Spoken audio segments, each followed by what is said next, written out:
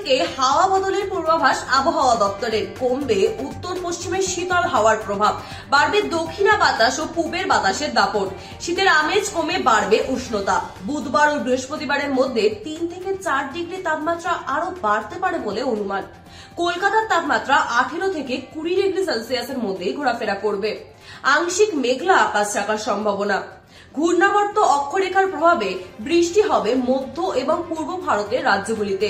এর প্রভাবে মধ্য ভারত ও পূর্ব ভারতের বিহার ও ঝাড়খণ্ডে বৃষ্টির প্রভাব পড়তে পারে।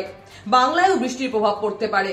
আগামী মঙ্গলবার থেকে বীরভূম, পুরুলিয়া, বাঁকুড়া ও পশ্চিম বর্ধমানে হালকা বৃষ্টির পূর্বাভাস। বুধ ও বৃহস্পতিবার বৃষ্টি আরো বাড়তে পারে বলে জানিয়েছে আবহাওয়াবিদরা। কলকাতায় আজ সকালে হালকা কুয়াশা থাকবে। বৃষ্টির সম্ভাবনা আপাতত নেই। আংশিক মেঘলা আকাশের সম্ভাবনা রয়েছে। বুধবারে সরস্বতী পুজো ও ভ্যালেন্টাইন্স ডে দিন মেঘলা আকাশ থাকবে। পরের দিন বৃহস্পতিবার হালকা বৃষ্টির আশঙ্কা। এদিকে এক রাতে 2 ডিগ্রি তাপমাত্রা বাড়লো, আরো কিছুটা বাড়বে তাপমাত্রা। কমবে শীতের আমেজ, আসবে উষ্ণতা।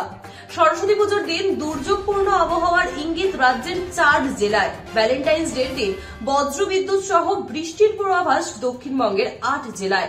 বৃহস্পতিবার হালকা বৃষ্টি হবে দক্ষিণবঙ্গ জুড়ে, এমনটাই জানিয়েছে আবহাওয়া দপ্তর।